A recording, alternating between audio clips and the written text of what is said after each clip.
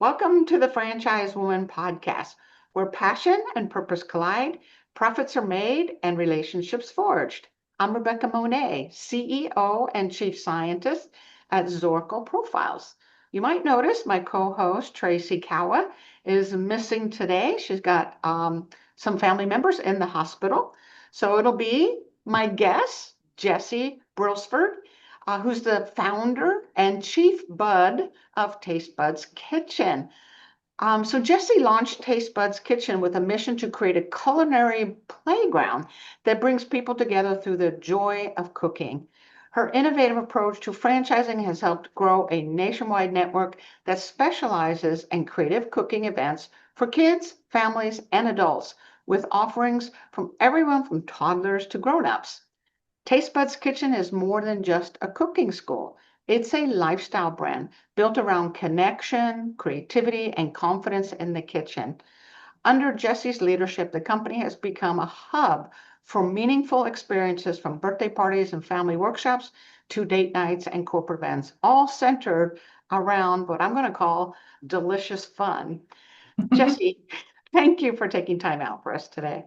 Well, thank you for having me, Rebecca, and thank you for that introduction. That was very lovely, very well said, and I'm glad to be here. Well, you're very lovely, Thank you you. know. Jessi, I gotta say, when I did some research on you, I was kind of blown away how you went from a degree in economics from Harvard University to Wall Street to a cooking school initially for kids. So give us some backdrop. How did you make that transition from Wall Street to cooking? Yes, great question. No, I'm happy to answer that. How did this happen? So I'm from Maryland. I'm one of 23 first cousins. I was always the Pied Piper of the group, right? So I've always been drawn to kids. I was always drawn to the kitchen. I baked everyone's birthday cake, including my own many times. Like I just love everything about the kitchen. I had, at the time I started this business, three great grandparents alive, right? So I'm used to all the generations, being in the kitchen, being in the, in enjoyable environments. I'm also competitive and I'm business driven. I would, poach vegetables from my mom's garden, sell them to our neighbors. I was on the corner having a lemonade stand. I went to Harvard, like you mentioned. I majored in economics. I love numbers. I'm a Division I swimmer, swam all my years at college, and I rowed in high school. And I graduated and got a job on Wall Street in New York City. I had only been there twice. This was my second time, literally, was going to look for an apartment, accepted the job, and I loved it. I loved what I did. I love numbers. It was a great learning for me, great launch pad to what would become my future career. But what I found, and really why I started this, I was with people between the ages of 20 and 40 who wore a suit every day. And there Yeah. wasn't a lot of creativity. There wasn't a lot of family. I didn't have anyone in New York that I knew outside of myself, right? And friends I had made, of course, but no family.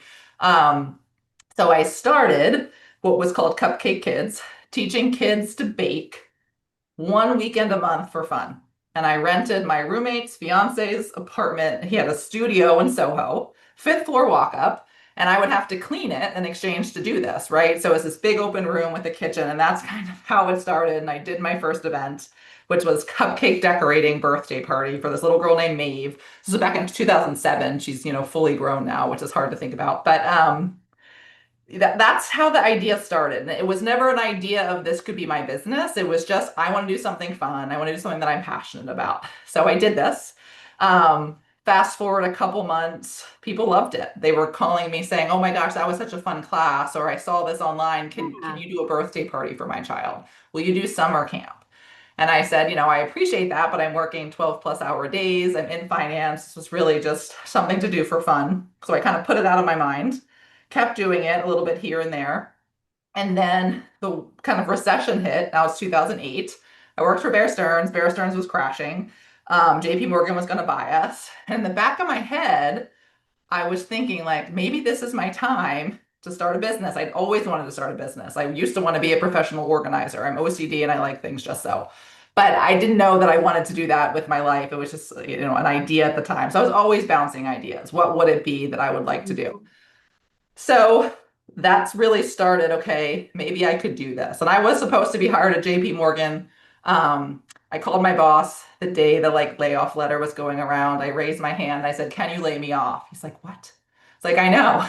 I Oh want my to be on that goodness. list because I've started this hobby. I think it can be a business and I'm going to give it a go. He's like, are you sure? Because once your name goes on this list, it can't come off. I was like, I called my dad. My dad's like, are you sure? Again, you're 26, right? You don't own a home. You don't have a mortgage. Like, you have a good job. You're off my payroll. So that's kind of a little bit of how the passion part of it started. And then really taking the leap to say, yes, lay me off. I had severance and insurance for a couple of months. I knew at that point it wasn't just going to be kids baking, it was going to be all ages, all kinds of food. So that's when Taste Buds Kitchen was born back in 2008. This was. And what happened is I would start renting space in restaurants. So left Wall Street, dove in and started this. Restaurants often weren't open for lunch. So I'd pound the pavement in New York. I'd find restaurants who weren't open, pay them very little, $50, $75 to do a cooking class during the day. Weekend, and my peak, I had 8 restaurants, Upper East Side, Upper West Side, Tribeca, Brooklyn, all over. I would go for the events and did that for about 18 months.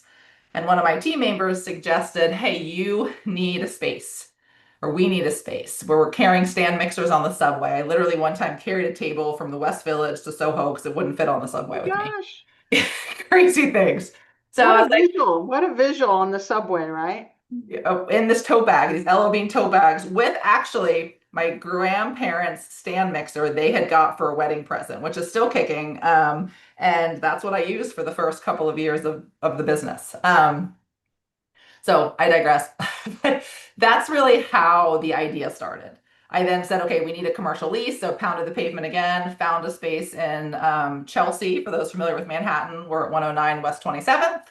And we've been there ever since. I signed that lease in 2010. We're still there today. We're 2 kitchens in the same facility with 5,000 square feet. Wow. And that's really when I just started building out the model, right? We don't, for those who don't know Taste Buds Kitchen, we don't sell food or cater food. It's just an event-based experience where you come to the website, you can sign up for a class, or you can book a private event, a birthday party, a corporate event. Our adult events are BYOB. Our kids' event are a lot of fun. Everything's from scratch, from sushi to pasta to cupcakes. We have dairy-free menus, gluten-free menus. It's really about creating something, creating special memories in the kitchen. We call it culinary entertainment. Come, have something fun, learn new tips and tricks. So that's how I started. And then in terms of franchising, how did that happen? Um, People asked. So when I was in New York City, they would come to the kitchen. They would say, this is amazing. Will you do this in my market? And I, at the times that I don't see myself doing this in Austin or in Denver and San Francisco. And they said, well, could I? Could you teach me how to do this? And I said, I'm flattered you asked. I don't know. I don't know how to do that, but let me add your name to a list and I'll look into it if the stars align in the future. Um, so I had 120 people on that list 3 years later, and decided to look into franchising. Got Wow. excited about it. I read Franchising for Dummies. I did literally everything from the ground up to learn about this and decided at that point to franchise. So that was 2014, took about a year. We had our first franchise location open in 2015. So they've just renewed for their 10 years, which was an exciting milestone. And then just spent really the past 10 years building the franchise brand. This is an A long incredible, mouthful, I know. I could talk about it forever. well, it's an incredible story how this numbers woman working on Wall Street, you sense something was missing, something creatively was missing, kind of that left brain, right brain kind of thing. Sure. Hmm. Something was missing, so you expressed it through these what was it? I forgot what you called it. Something cupcakes and kids. Cupcake That's the kids, word. baking classes Cupcake. for Yeah. kids. Yes. Once a month, come make cookies, It was cupcakes, just something kind of an seasonal. outlet, right? It was just Mhm. kind of an outlet, and how that grew into a full-blown passion that then others caught, right? And then they wanted to be in on this in many ways. And the other part that's interesting to me, Jessi, is how you saw an opportunity. There was a window when in 2008 where things were shifting, right, in the Mhm. financial markets, and you saw that opportunity and you stepped right into it. So I want to commend you on that. That's impressive. Thank you. Tell me, I do call myself an opportunist, hopefully in a more positive sense, but I just try to do the Yeah. next right thing. I tell this to my team all the time, right? If something we really think will sell isn't selling, but something else is, forget it. Forget what's not selling and follow what is, right? Follow the opportunity in front of you, follow where the demand is, be adaptive, just take the next right step to keep moving your business or passion forward. So offline, you and I were talking about this ability that you have to be fully present and see those opportunities and seize them. And you're not hung up on the way it should be or what it looks like way out there. You're addressing what's going on in the market or with your clients or whatever, you're addressing it. Would you say that you're also to some degree intuitive? That's a great question. I like to think I'm intuitive. I'm data driven. So if that's intuitive, maybe it's generally not a sense as much as the data leads The me to the numbers. sense, if that makes sense, right? So when I first left Wall Street, I didn't know that this could work. I had made, I think, under $20,000 doing this as a hobby in a year, right? But I Yeah. was like, I think I can do this. And that was enough for me to see the vision. Where or now today it can be, I see a gap in the market here. I think we can make money if we focus on this, right? I think guests will be happier if we do this. So it's always just checking the data. With intuition, yes, but I do think I'm probably more data driven than, intuition. Brilliant. So this Harvard education that you had, you brought that into your decision-making process, this numbers-oriented individual. And I was actually going to ask you about that, how this Harvard influence affected your entrepreneurship. You already kind of told me that it made you look at things from a data Yeah, perspective. I'm very data economics to Wall Street to spreadsheets. Data is my love language, right? I love numbers all the time. You certainly can overanalyze, so I don't think I struggle from that either. I look, I get a sense, and we move forward. But I think data, especially in such a feeling business as Taste Buds Kitchen, we're in the business of fun, right? Creating memories, having birthday parties, hosting summer camps, having corporate events. We've done 30th, 50th, 70th birthday parties. We do plenty of dates. People have gotten engaged in our kitchens with a private Oh, lesson. Yeah, so we're in the business of fun and memories. And I think, staying aligned with the data has really helped me to steer the company forward. I like that. We're in the business of creating memories. You also are known for being a culinary playground. Hmm. What do you mean by that? And how do you bring it to life in your locations? Yes, I love this. So I have three children, a 7-year-old and twin 4.5-year-olds, and I try to have this at home. It's the kitchen. We want it to be fun. So many of our franchise owners, when we're first meeting them in person for our Meet the Team Day, they introduce themselves, and so many of their fond childhood memories are centered around the kitchen, centered around their grandmother's recipe, or their dad made them breakfast every morning, or whatever it is, right? It's really the heart of the home. So when I was creating Taste Buds Kitchen, that was the same desire. Make this a fun place, make this an approachable place. Our recipes are not meant to be tricky. They're meant to, and this is really my desire, is that when you're in a class, you're learning tips and tricks, which you will later do. Will you ever make this recipe again? Some surely do, some won't, but you'll probably never hold a chef's knife a different way again. You'll always crack your egg this cool way that keeps the shell from getting inside the white. Um, those tips and tricks make it fun. You're putting technology away, you're having fun with a friend, you're meeting a new friend. Mhm. That for me is a culinary playground. We're trying new things.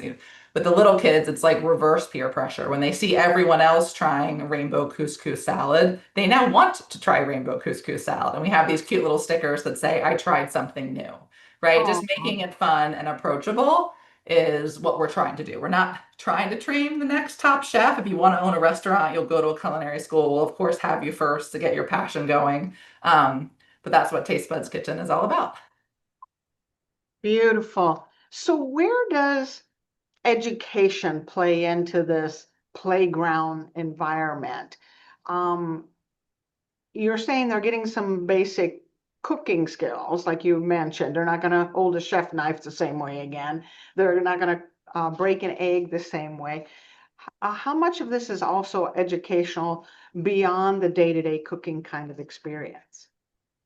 So I think there's a lot to be learned in the kitchen, and every guest, we'll call them, right? Ages 2 to 99, doesn't matter. The age has something different that they're looking to achieve. For some little kids, it can be color identification and texture, right? It can be speaking the Yeah. ingredient.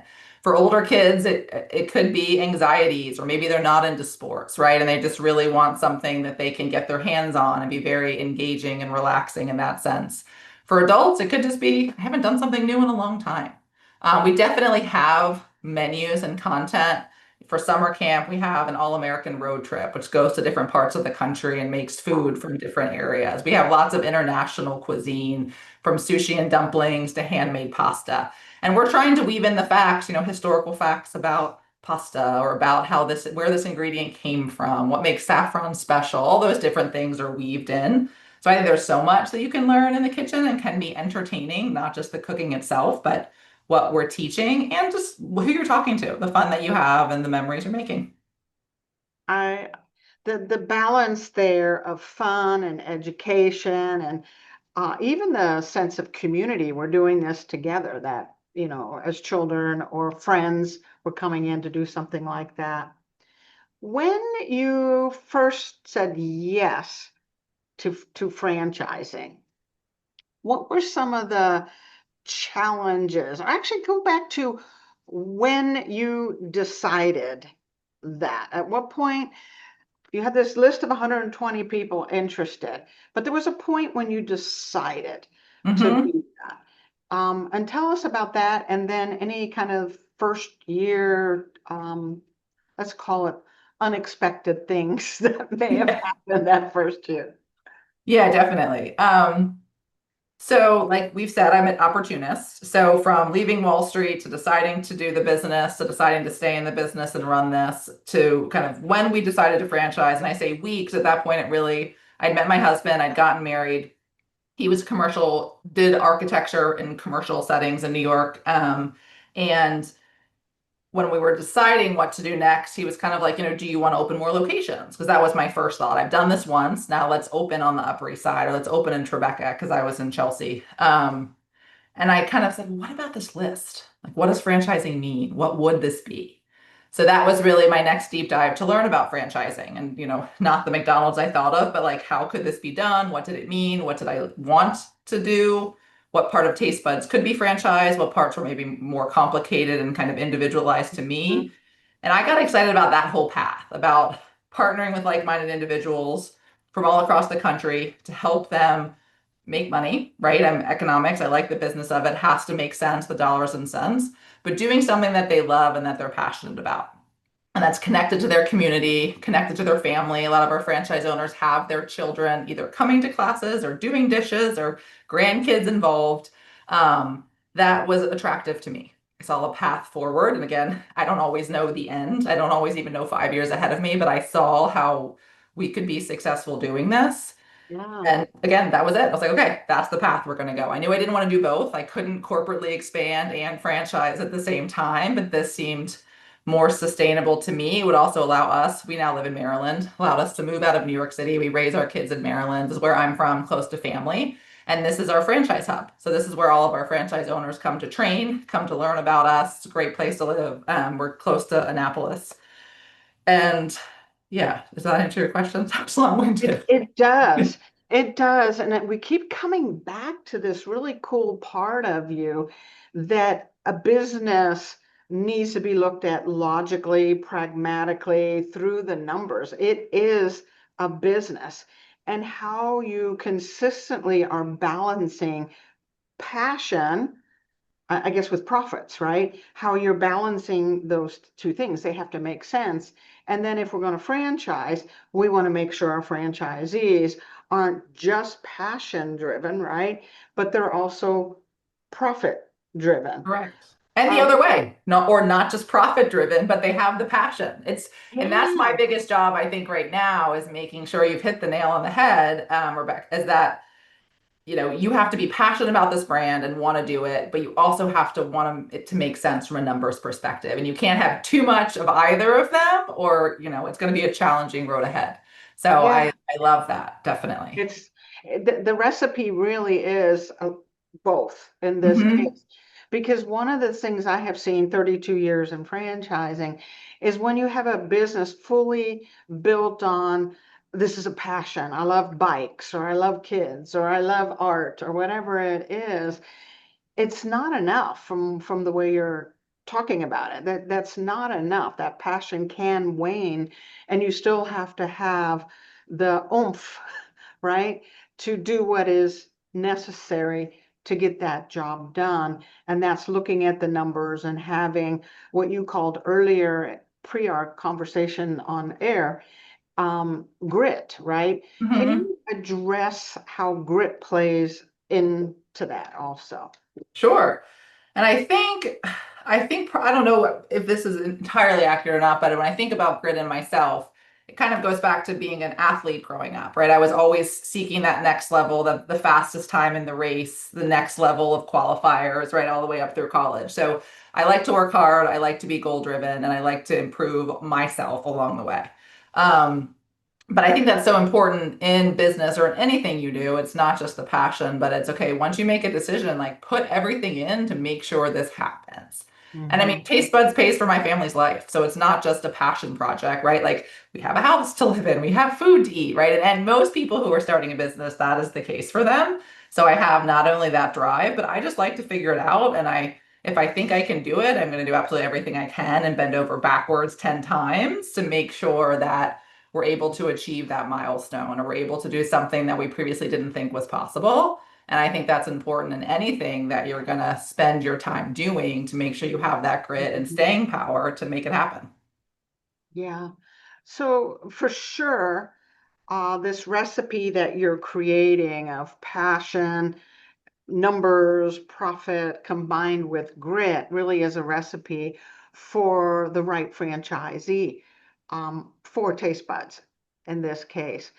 Um, Okay, tell me about one of your franchisees, maybe a story, how they brought your brand alive, how they brought the brand alive through their own personality or flavor or whatever. I know, I'm sure you have 1,000 different stories, but tell me a story, how they brought your brand to life in a unique way.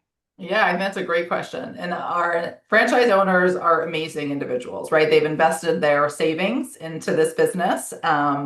What strikes me about most of them is that before, we initially met, they didn't necessarily know this was a company that could exist, right? So they came in with initial excitement of, wow, this piques my interest. Yes, I need to make a living, and oh, these things could coexist. And I think they have such drive and such passion, and just really I rely on them as boots on the ground operators to give feedback and to improve the brand. But one particularly, it was a husband-wife team, and they had traveled around the world for the husband's job before this. We actually have two owners who have done this exact thing. Really the wife supporting the husband, traveling him around all over, raising kids, and finally felt like they were settled and wanted to do something that would fulfill them both, whereas previously had really been one person led. Found Taste Buds Kitchen and just like, this has changed our lives. And that's like so meaningful, right? It's changed their families' lives. It's giving them roots in a community that they'd either moved back to or just moved to, allow them to do something together, the highs and lows of working with the spouse. We have tons of husband-wife owners in our midst.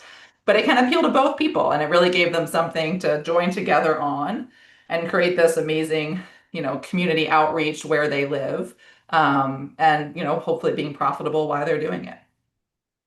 The other thing that popped up in my head as you're saying that, Jesse, is if they were constantly traveling and not unable to put roots down, this is also Taste Buds Kitchen has created community for them, Definitely. a Yeah, sense given them, of, force them to send down the routes that they were either seeking or, due to time not being there.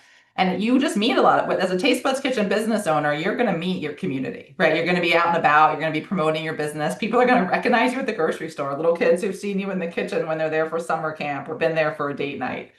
So yeah, I yeah. think those two are pretty iconic. The other side of it would be a single mom who is, used to travel a lot for work and, wasn't around for her kids as much and really sought out franchising for that purpose. I want to be present, right? I want to be there.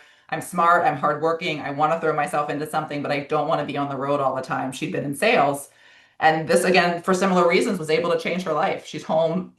We have a summit in Maryland 2 nights a year, but outside of that, she's probably always with her kids unless they're on vacation by choice, which is, given them, that family, a different path. I love this concept. Absolutely love it. Thank you. So I'm sure you've seen a lot of changes since 2008. You went through COVID and probably some major digital changes. And um, so tell me about things that actually did change and how you handle it. I mean, how involved are you with technology as an example? Yeah, that's a great question. So, oh, there have been so many phases of taste buds, as I think any good business should have. But COVID was tough, right? All of our kitchens had to close for a different number of months, depending upon where you were located. California was harder than the Midwest, right? So make it through. During COVID, we did launch virtual events, which was very successful and keeping our kitchens afloat during that time. And it was kind of a good story in that, COVID happened. It was that Sunday. We had all of our franchise owners on a Zoom call. And we were all saying, oh, at least this is, I think it was March, at least this is March. By summer camp, we'll be well past this. Little did we know a couple years later. But the franchise owners decided to do a at-home cooking club. So what we were going to do is every Tuesday and Thursday at 10 o'clock, we would come out with a video and we would send the ingredients out on the website. We had a website page on our site for it, and it was going to be free. So just something fun to get the people who had been cooking with us able to do something. So our goal was to get 100 kids. I was really thinking maybe 10 to 20. And we got 25,000 kids. It went Oh, viral all across the country. People oh were my joining gosh. us, and it crashed the site a few times. We were even doing like, for every person that joins our club, we'll give $1 to No Child Hungry. And it became like a fundraising initiative. But it was just a great way to stay connected, to keep us busy in those early days, working on something where we felt like we could help families. We were trying to use pantry staples in the recipes that we had from Taste Buds. So things like pancake mini muffins, right? You practically got to have these things at home, granola bars. So that was kind of a fun pivot not to make money. And then we're like, oh, we could do virtual. Now we've kind of figured this out. So then we did do Yeah. virtual events for corporate events, for kids' birthday parties, for schools who were trying to, connect. We even sold ingredient kits for a time. You could pick up the dry goods from us or we would drop it off to you. Um, so that was a whole phase of TBK and then made it through COVID, kind of surged after it. I consider our competition anything to do for fun, right? So a lot of those businesses unfortunately Mhm. did not make it through. So we were able to really surge after. And then I think the time since then, and really towards the end of COVID, I started to focus on, we never advertised that we were a franchise brand before COVID. We just let people find us. So we opened 1 to 2 a year, and that was my goal in franchising, is not to expand too quickly. Open on the East Coast, the West Coast, the Midwest, made sure we had the model down, made sure all the things I thought could be franchised could be franchised. We just really make sure we had it buttoned up. So just before COVID, we felt like we were about to do like actually start to promote the brand that we are franchised, we have franchises available. So post COVID, that's kind of when we regrouped and said, okay, we're now going to do a big outreach to promote Taste Buds Kitchen, and tell people that this is an opportunity. And really, since that decision, we've been focused on technology and streamlining even further. How can technology help make this business better? Because, AI is not going to replace our events. You can't, right? It's very much person to person, but we want to leverage it, right? So we want to leverage it on the back end and with marketing. We want to leverage, we have a very fast converting website. We think of it like an e-commerce site. The conversions, mobile friendly, how can it find, how can you Yeah. find the location quickly, the class that you're looking to go to? We currently have 37 locations coast to coast. So you go to our site, we want you to be able to find the location nearest you quite quickly and then find what it is you want to do. Do you want to come to summer camp? Do you want to book a corporate event or a date night? And all the other, technology stack behind it. We have a person on the HQ team just dedicated to our business system. So all the vendors that we work with, how they integrate together, from signing online waivers when you come to a class to, your QuickBooks and your monthly bookkeeping and KPI reporting. So we really want technology to be an aid in this business to, supplement the fun that we're having in the kitchen and to make running a Taste Buds Kitchen as easy as possible for our franchise owners. Yeah, make it easier, more efficient, more Yes. effective. where they can focus on the people Right. side of the Yeah, business. driving the business forward. Exactly. Yeah, exactly. So, you've already kind of got into where I was going with this conversation in terms of the future. However, I want to talk to you about looking back, right? You're looking back at yourself. What kind of advice would you have given yourself if you knew what you know now? Oh, I wonder that sometimes. I mean, what kind of advice would I have given myself? That's a great question. I mean, I never would have believed it, honestly. If when I left Wall Street, you told me this is where we would be today, it's funny. I remember one of my Wall Street colleagues, I passed him on the street months later. And he's like, you're teaching kids to bake? Like you've left Wall Street? And I was like, well, it's not just kids baking anymore. Remember, Mike, I still remember his name. I was like, it's all ages and we make all kinds of food. He's like, you're going to franchise this. And I was like, I don't even know what franchising is. And I was like, oh, just kind of being nice, laughing and moving on. And I didn't even think about that again. Um, he was older and wiser. But anyway, I don't know what kind of advice I would have given. I could never really dreamed of where this brand would go and where it's allowed me and my family to go and all of our franchise owners. I mean, I think I try to, hopefully, I'm taking my own advice. Just do the next right thing, right? You don't know where the future will go. I don't know what is in 5 years in store, in 20 years for myself, my family, the world. But just keep moving forward. I try not to be stale and stagnant. I try to, analyze the decision. I'm numbers driven, rely on some gut and intuition, but then just move forward. And if you made the wrong turn, you can turn a different direction. But just keep going. And I think I've tried to follow that, but I would give myself that advice today as well. Which is exactly what you did, right? Take the next right step. And a lot of that knowing it was right was by looking at the data. Well, this is getting results, so we're going the Right. right direction.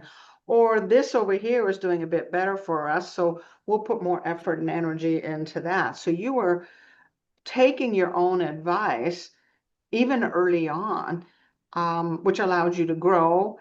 And then the other part that's really cool about you is what we talked about earlier, which is this ability to be fully present, which allows you to be aware of opportunity. You see it where others of us are, dealing with the day-to-day worry, stress, whatever, or we're so far out in the future, we're missing the thing that's right in front of us. So you have this innate ability to see the opportunity, seize the opportunity once you've assessed it, and it has definitely turned out exactly the way it should have. So Thank before you. I I try. I'm not perfect. I've made wrong choices too, but when you do the wrong choice, it's the same thing. Oh, wrong choice. So what's the next right choice to get us back in line? For sure. It's not all sprinkles and rainbows, but it's been a really fun journey. I would definitely recommend it to anyone seeking to be their own boss, right? Whether to start a band or to be a franchise owner, if you're passionate about it and you have the grit, it's just a really exciting life. Really, I enjoy every day. I love the things I'm doing. Every day I say I'm going to do something today I have no idea how to do. I'm going to do something today that I know how to do very well, but that to me keeps it interesting and fresh and really doesn't feel like work. Yeah, that's beautiful. Thank you for sharing that. So if folks wanted to learn more about you, Jessi, or about Taste Buds Kitchen, how would they get hold of you? Yeah, great question. So our website is tastebudskitchen.com. That's really the best way. If you on our homepage, you'll find a map with all of our locations around the country. You can either find a location near you and come join us as a guest, or if you're interested in opening your own kitchen, there's a button called franchise, and you can go learn about being a franchise owner, which we are opening kitchens. Our goal, very audacious goal, I like big goals, saying it out loud, is to open 200 locations in the next 5 years. And ideally with 75 franchise owners, we want people who want to build their own empires, in their cities, in Denver and Dallas, all over, is what we're setting out to do. Thank you. I really appreciate you sharing with us this recipe, really, of passion combined with numbers, paying attention to the profits, combined with grit. You really do need all three of those to make a great franchisee. And you have a wonderful concept that I'm going to be watching over the next few years, because I think you're going to go do some really big things. So thank you for being with us today, Jessi. Rebecca, I so appreciate it. I appreciate your confidence and your excitement and you having me. It's been a pleasure. Yes. And to those of you listening in, make sure to like, share, comment Jessi's interview. And of course, we'll see you next week on another episode of the Franchise Woman podcast, where passion and purpose collide, profits are made, and relationships forged.